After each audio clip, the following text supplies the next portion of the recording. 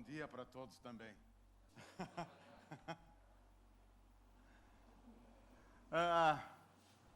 Eu vou falar sobre esse tema.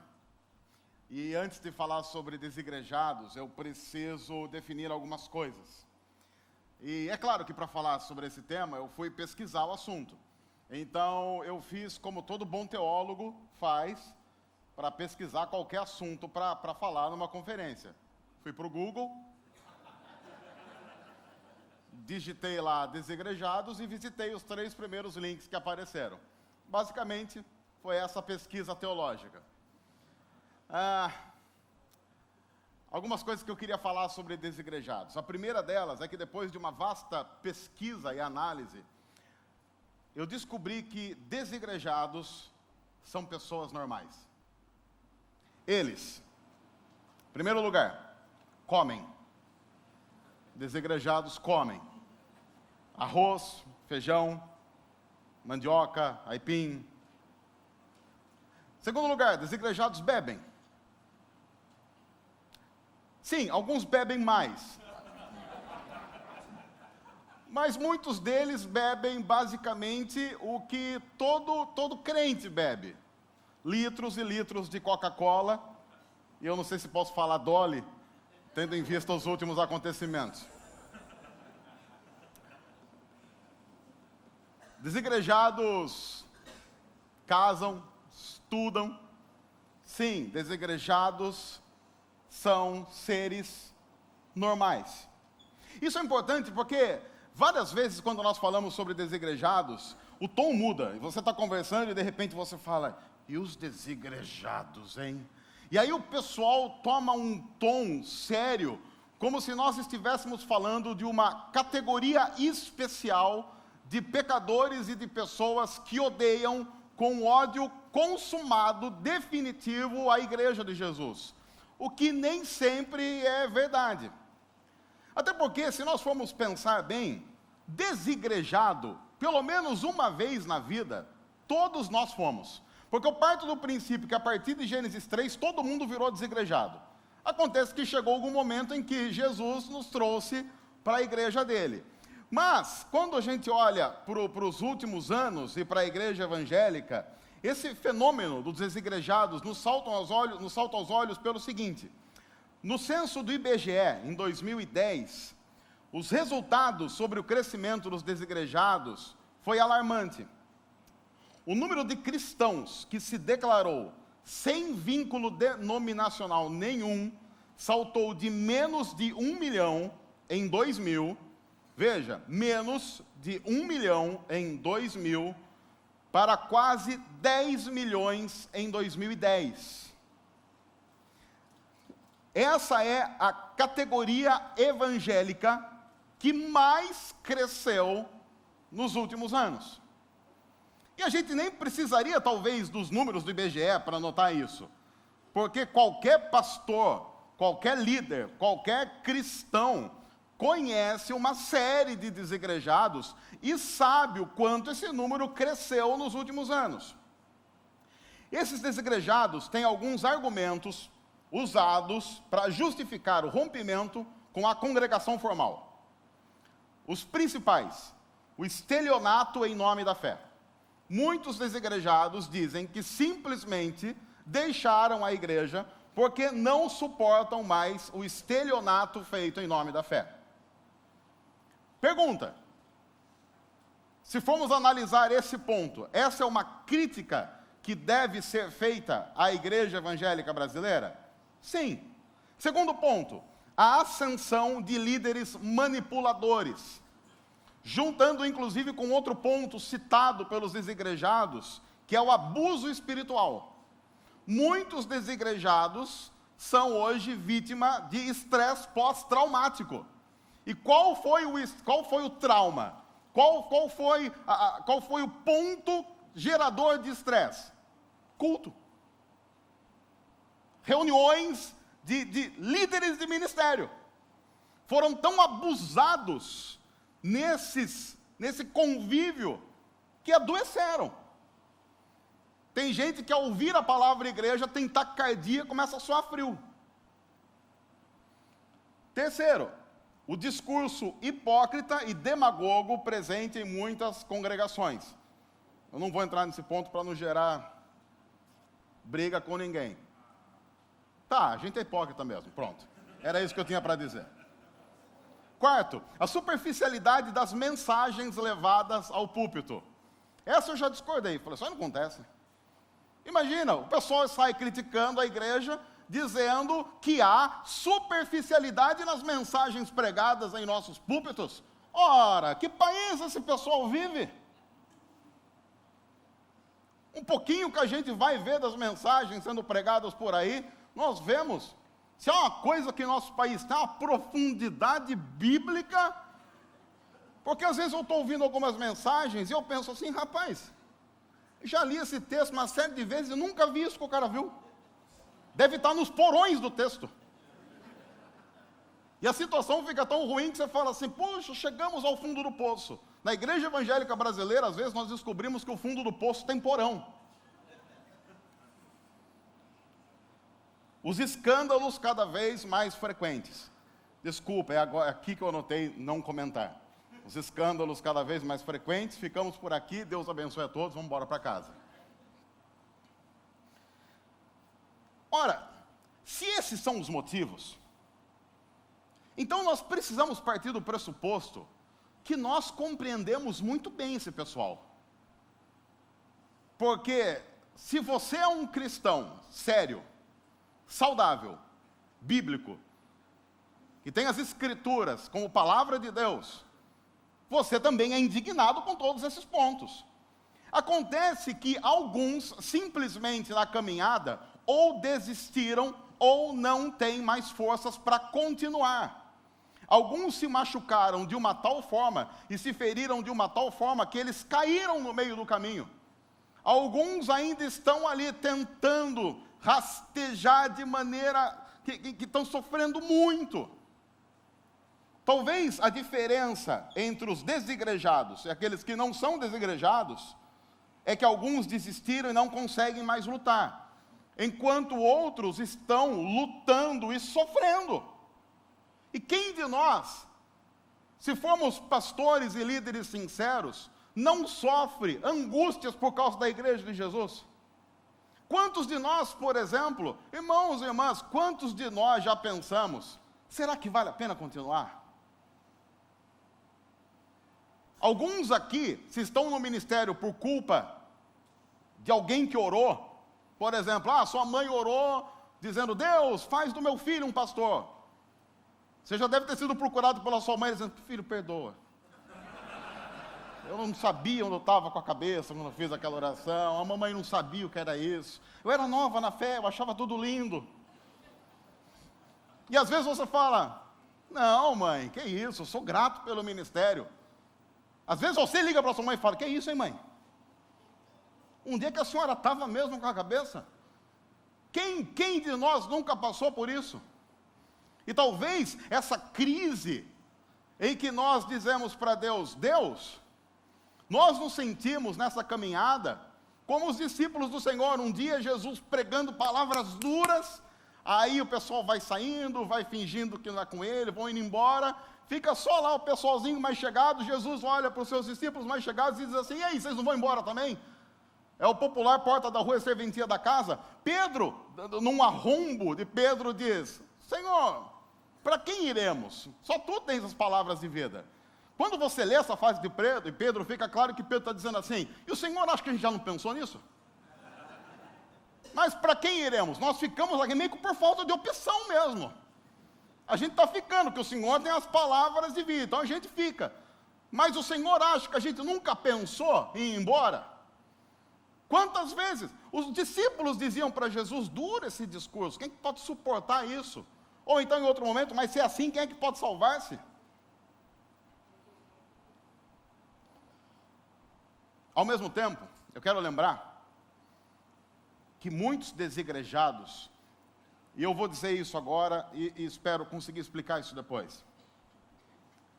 Eu quero lembrar que muitos desigrejados simplesmente o são, porque eles deixaram de se relacionar com a amante.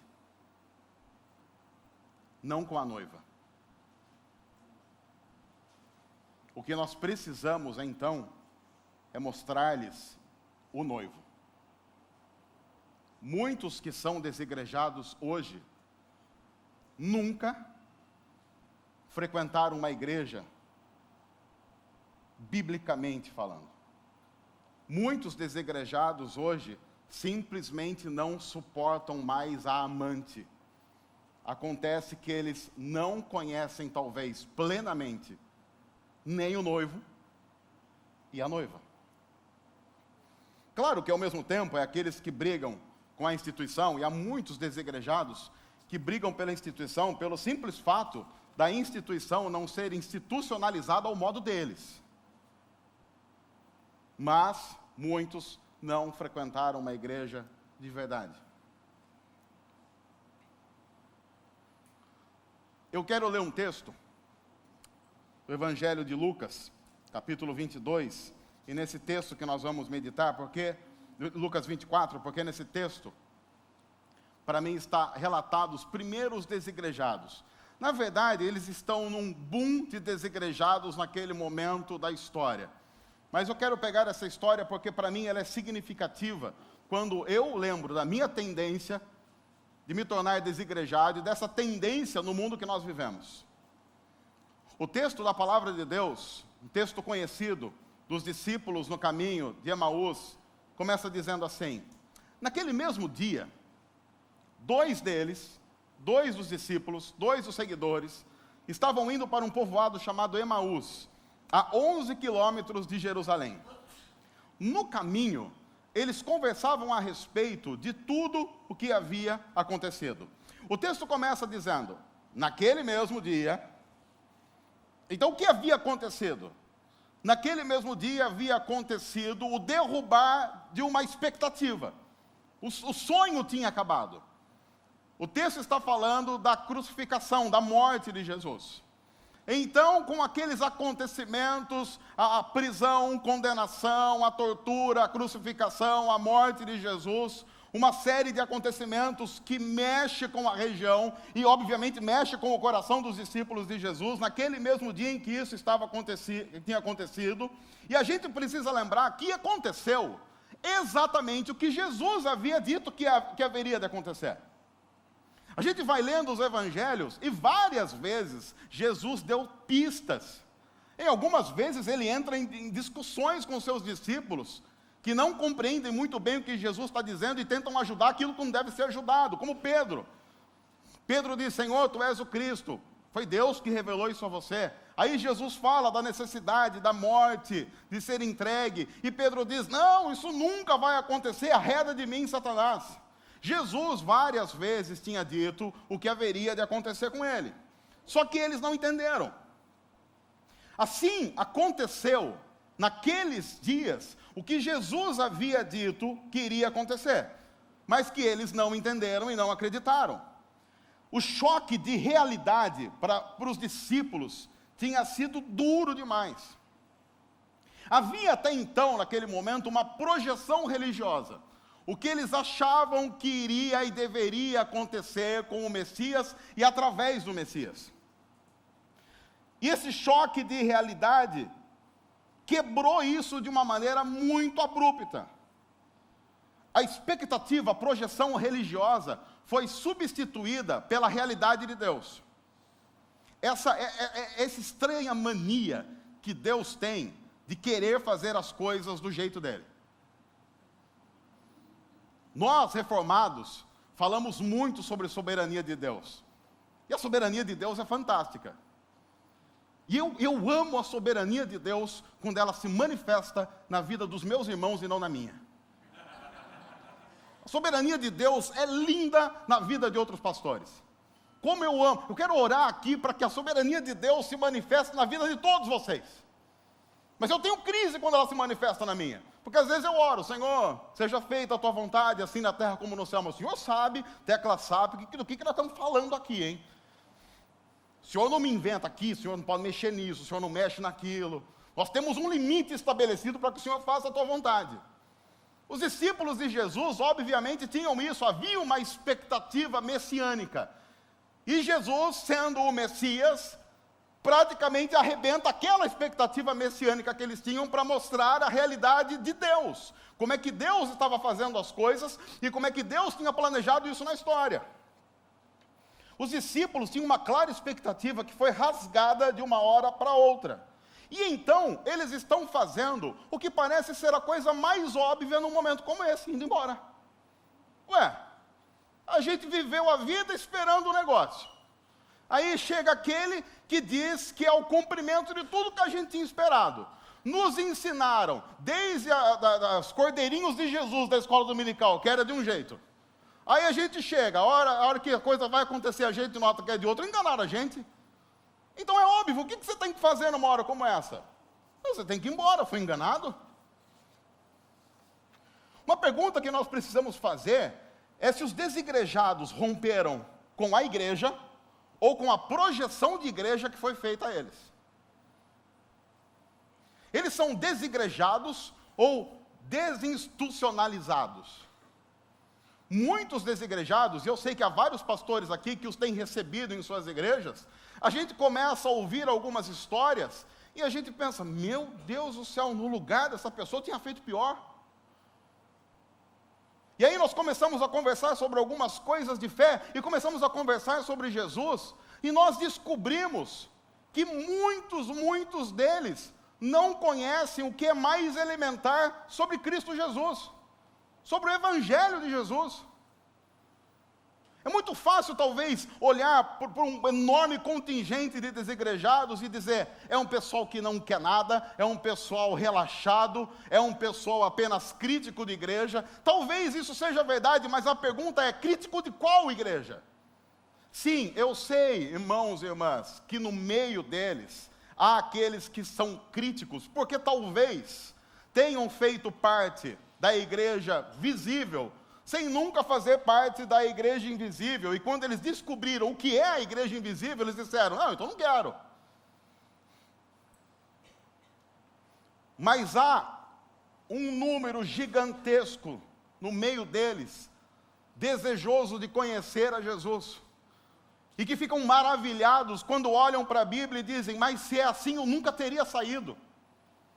Se isso é verdade, se o Evangelho é isso, então eu quero o Evangelho.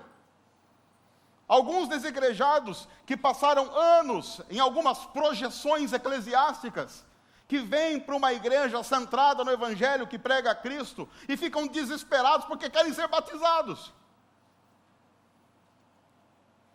O texto continua, e veja como o texto vai se desenrolando.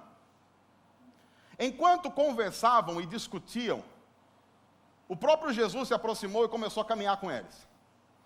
Mas os olhos deles foram impedidos de reconhecê-lo. E ele lhes perguntou, sobre o que vocês estão discutindo? Enquanto vocês caminham. Eles pararam com o rosto entristecido. Um deles, chamado Cleopas, perguntou-lhe, você é o único visitante em Jerusalém e não sabe das coisas que aconteceram ali? Que coisas? Imagina a cara de Jesus. Mas me digam. Deus é extremamente... O humor de Deus é fantástico. Não consigo compreender um crente mal-humorado, porque o crente mal-humorado não reflete Deus. O Senhor é o único em Jerusalém, nas redondezas, que não sabe o quê? O que aconteceu com Jesus de Nazaré? Responderam eles. O texto diz que enquanto eles conversavam e discutiam, Jesus se aproximou deles. Eu concordo que Deus é missional em toda a Bíblia. E Jesus faz movimentos que às vezes nós não estamos dispostos a fazer. Tem dois caras indo na direção contrária do que estava estabelecido por Deus. O que Jesus faz? Deixa os caras aí. Ficaram aqui 3 anos comigo, ouviram. Se esses caras não são capazes de se converter, eu ressuscitei gente, curei um monte de gente, preguei um monte de coisa que eu preguei. Se esses caras não são capazes de, depois de tudo isso, entender, deixa que vai embora. Um bando de gente sem vergonha, falta de vontade, eu vou investir no pessoal que ficou. Imagina Jesus pensando, eu vou investir no pessoal que ficou, investir em quem? Não ficou ninguém. É muito interessante como Jesus vai juntando a galera, porque note, a gente às vezes diz, não, mas tem a igreja de Jesus. A igreja de Jesus, depois da morte de Jesus, vira um bando de desigrejados. Jesus tem que ir lá buscar Pedro. Fala, Pedro, chega aí. Busca Pedro, busca esses discípulos, busca a gente. O que nós não podemos como igreja é ficar chorando e criticando de longe quem está indo. Tenham eles os motivos que tiverem. Porque o nosso chamado não é para ficar criticando quem vai. É para pregar o evangelho, fazer discípulos e buscar alguns que estão indo. Por quê? Porque o nosso mestre fez isso. Eu posso discordar, inclusive, da metodologia de Jesus. E dizer, Jesus, mas se eu for atrás deles, eu não vou ter tempo de fazer algumas outras coisas importantes para o reino do Senhor, como organizar um ministério de café da manhã, algumas coisas desse tipo, fundamentais para a existência, a caminhada da igreja com o corpo de Cristo na terra. Você é o único que não sabe? É interessante que esses discípulos estão verbalizando algumas coisas que nós, às vezes, não temos coragem de verbalizar, exatamente como acontece com os desigrejados. Às vezes eu escuto os desigrejados e eu falo assim, são sem vergonha, né? Tem coragem de falar tudo que a gente pensa e não fala. Eles olham para Jesus e dizem, você é o único que não sabe? Claro que nós nunca falamos isso para Deus. Nós nunca falamos para Deus, o Senhor sabe que eu estou sofrendo. Não sabe? Quantas vezes nós oramos e pensamos assim, não sei, vou até orar de novo. Vou orar de novo só para garantir. O pessoal mais antigo, lembra daquela época que a gente tinha, lembra aquela máquina fotográfica, aquelas antigas? Que o pessoal tirava foto, daí o pessoal juntava o pessoal, vamos tirar foto, tirava foto. Aí sempre alguém falava que tem que tirar a segunda para quê? Tira a segunda para garantir. Mas se o filme queimava tudo. Tem gente que faz isso com oração. Senhor, eu vou orar aqui, mas até vou dar uma orada de novo para garantir. Porque eu notei que na primeira eu não estava bombando aqui na oração, na fé, eu não estava rompendo em fé na primeira. Quem nunca teve crise de fé? Às vezes os desigrejados estão apenas verbalizando temores e angústias que a conveniência evangélica nos ensinou a não verbalizar. Talvez porque para nós, em alguns momentos, a angústia chegou até o peito. Para eles, isso extravasou. O Senhor é o único que não sabe. A compreensão de Jesus é graciosa, porque Jesus diz, que coisas? Você consegue imaginar o rosto de Jesus fazendo a pergunta? Consegue imaginar o que Jesus está pensando? Ai, se esse pessoal soubesse. É uma maneira muito mais dramática do que ele conversa com a mulher samaritana. Ah, se eu der para você da água que eu tenho, para você beber, você nunca mais vai sentir sede. Se você soubesse, mulher, quem é que está conversando contigo? Ah, se esses discípulos soubessem. O teor da conversa de quem está se afastando são os acontecimentos. Quais? Os que ocorreram com Cristo. Aí a gente volta para o texto, porque veja, eles dizem, vamos contar para esse cara aqui. Ele era um profeta, porque agora eles estão fazendo o quê? Agora eles vão começar a fazer uma coisa interessante. Eles vão começar a fazer um estudo bíblico para Jesus. Ele era um profeta, poderoso em palavras, em obras, diante de Deus e de todo o povo. Os chefes dos sacerdotes e as nossas autoridades o entregaram para ser condenado à morte e o crucificaram. E nós esperávamos que era ele quem ia trazer a redenção a Israel. E hoje é o terceiro dia desde que tudo isso aconteceu. Algumas mulheres até deram um susto na gente hoje. Foram de manhã bem cedo ao sepulcro e não acharam o corpo dele. Voltaram e contaram que tinham tido uma visão de anjos, que disseram que ele está vivo. Alguns dos nossos companheiros foram ao sepulcro, encontraram tudo exatamente como as mulheres tinham dito, mas não o viram. Você consegue notar a sutileza do que eles falam? Porque quando você lê o que eles falam sobre Jesus, aparentemente eles não dizem mentira alguma. Até porque Jesus é e fez tudo isso. Mas ele não é e fez apenas isso. Note que eles ainda estão falando sobre aquilo que eles creem a respeito de como o Messias deveria ser. Eles ainda estão contaminados por toda a cultura religiosa que eles estão carregando no contexto em que estavam inseridos. Sim, Jesus é isso, mas não é apenas isso. Eles dizem, nós esperávamos que ele ia trazer redenção a Israel, mas acontece que eles esperavam pela redenção errada. Muitos desigrejados o são apenas pelo fato de terem uma expectativa mais ou menos bíblica sobre Cristo. Eles sabem partes. Falta-lhes a declaração de Pedro sobre o qual o próprio Cristo diz: eu edificarei a minha igreja, tu és o Cristo. E quando nós não temos uma ideia clara a respeito de quem Cristo é e do que Ele fez, nós passamos a construir um Cristo à nossa imagem e semelhança. Tu és o Cristo, sobre essa pedra eu edificarei a minha igreja. E aí nós temos uma visão limitada de quem Cristo é. E Cristo não vai edificar a igreja sobre o pedregulho da nossa projeção mal feita dele. E algumas mulheres nos deram um susto.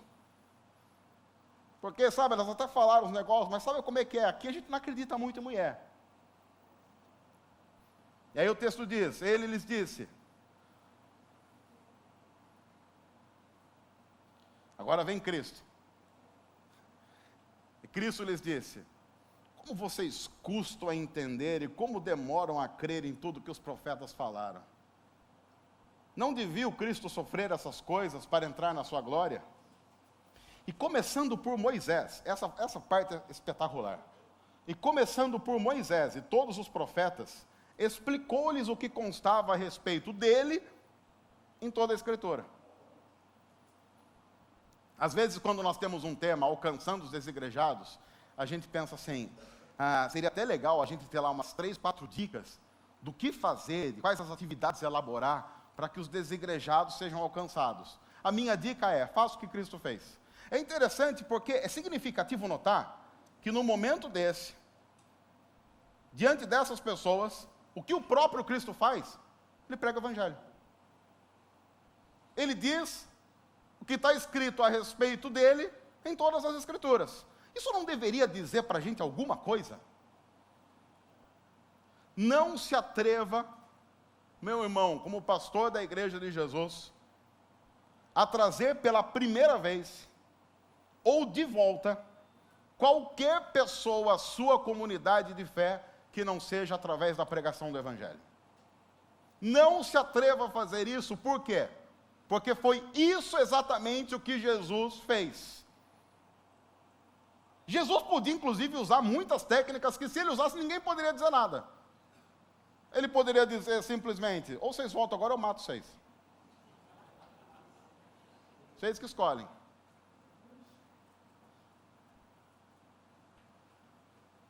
Jesus prega o Evangelho. Ao se aproximarem do povoado para o qual estavam indo, Jesus fez como quem ia mais adiante. Mas eles insistiram muito com ele, fica conosco, pois a noite já vem, o dia já está quase findando. Então, ele entrou para ficar com eles. Quando estava à mesa com eles, tomou o pão, deu graças, partiu e deu a eles. Então os olhos deles foram abertos e o reconheceram, e ele desapareceu da vista deles. Quando você lê a história, a última coisa que Jesus tinha feito, antes da crise que quebrou a expectativa que os discípulos tinham a respeito dele mesmo, foi partir o pão e entregar aos discípulos. Antes de toda a crise, a ceia tinha acontecido. E eles então, esses discípulos, estavam obscurecidos pela morte e precisavam passar a enxergar a partir da realidade da ressurreição. Como eu disse no começo, muitos desigrejados estão impregnados pelo cheiro de morte reinante em ambientes onde Cristo não é glorificado, mas as estruturas são exaltadas. O domínio humano é celebrado. Nós não podemos orar para que eles voltem, muitos deles, para os seus lugares de origem. porque estaríamos fazendo orações demoníacas, quase fazendo a mesma oração para que uma mulher abusada volte para o seu abusador.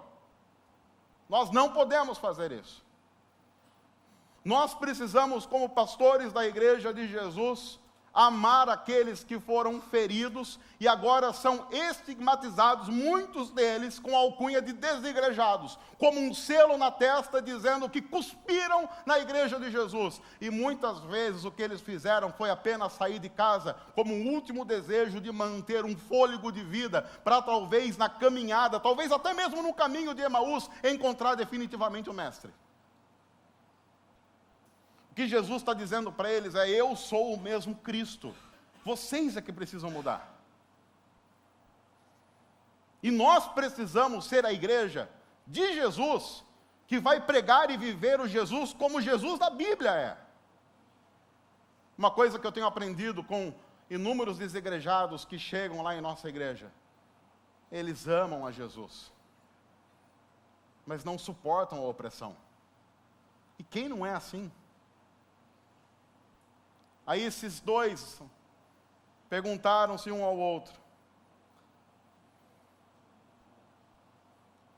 não estava ardendo o nosso coração enquanto ele nos falava no caminho, nos expunha as Escrituras? Nosso coração estava ardendo. Levantaram-se e voltaram para Jerusalém, imediatamente. Por que eles voltaram imediatamente para Jerusalém? Porque a igreja de Jerusalém estava fazendo algum evento mirabolante?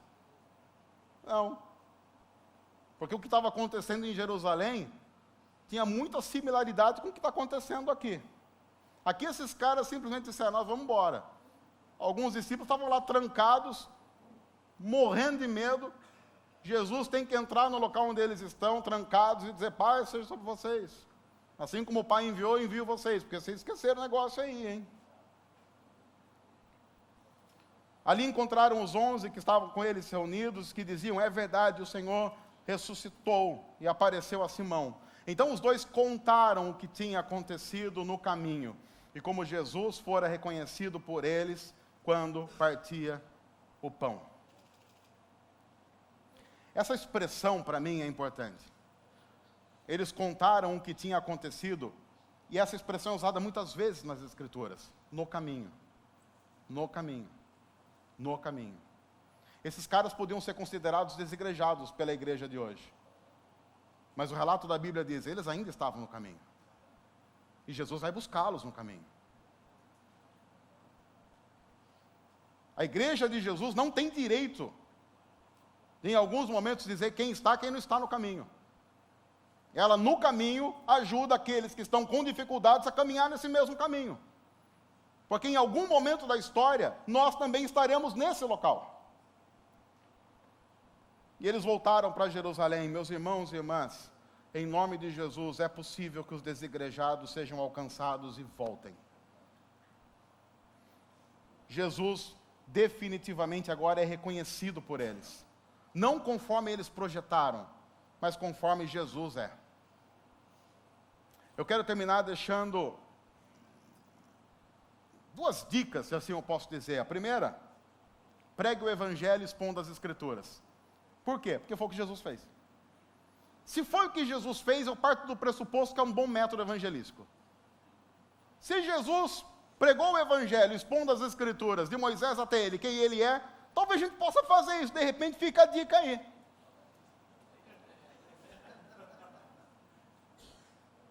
É interessante porque às vezes a gente olha nossas séries de mensagens e a gente pensa assim: eu vou pregar vários assuntos durante o ano e quando chegar dezembro, no Natal, eu vou pregar a Cristo. Se você fizer isso, de janeiro a novembro, as pessoas vão ser incentivadas a se tornarem desigrejados. E se as nossas igrejas de janeiro a novembro não pregam a Cristo, nós vamos começar a orar para que o Senhor tire o pessoal de lá. Fazer uma missão de resgate. Às vezes eu estou ouvindo algumas mensagens na televisão, a pessoa termina de pregar e fala assim: Senhor, confirma a tua palavra. Eu falo: não faz não. Confirma não, Senhor. Nós lemos aqui a tua palavra, foi a única coisa que eles fizeram, Senhor. Pregamos aqui a Cristo, não pregou não. E trabalha as expectativas entre a igreja real e a igreja ideal. Jesus está construindo a igreja dele. Mas a igreja que nós pastoreamos precisa ser mais real. Sempre que eu falo sobre isso, isso é usado contra mim depois. Mas eu já tentei na minha vida frequentar a academia. Tentei.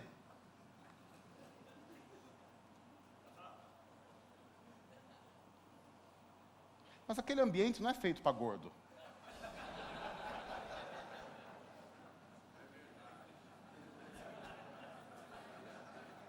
Aquele ambiente não foi feito pensando em você. Você entra numa academia, você fala, meu Deus, eu devia ter feito uma academia para entrar aqui.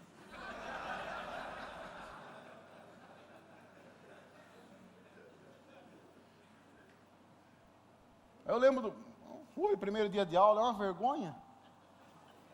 O professor fala, aí, há quanto tempo você não se exercita?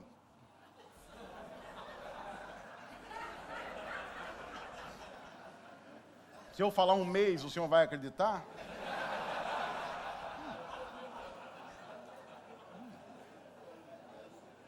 Ah, então vamos lá na esteira. E na esteira, do seu lado, tem uma senhora de 70 anos, correndo. E não suando. Você não sabe se você está do lado de algum Madame Trousseau. E aí você vê que ela está lá 9, 10 por hora, aí você fala assim, vou andar aqui. Aí ele coloca só no 3,5. Aí ele fala assim para você, não, vamos colocar numa velocidade tipo passeio na praia. Mas por quê? Para você não infartar. Aí você fala, não, ele fala, não, espera 10 minutos. 10 minutos você está morrendo. Suado. Aí ele fala, agora vamos para o supino. Vamos? Opa. É o nome da lanchonete da academia? Supinos Lanches. Aí você chega no supino. Aí você chega lá no supino, tem uma moça, uns 20 anos, 45 quilos, levantando um supino, 20 quilos de cada lado, sendo 60 movimentos. E aí você fica do lado esperando, aí ela olha para você, o professor do lado, ela fala assim, deixa o peso, você fala assim, deixa? Não. Ah, não vai deixar o peso, eu vou pôr mais. Aí o professor tira o peso, ele deixa o quê? A barra. Ela disse, não, pode fazer a barra, só que a barra pesa 15 quilos. Tá bom, aí você vai fazer. Pô, o primeiro vai, segunda série vai, na terceira, você já está dizendo, volta, Jesus. Volta agora, estamos aqui. No dia, e aí, o que acontece? Você chega em casa, você vai tomar banho, você não consegue. Porque o seu braço não sobe. É sério.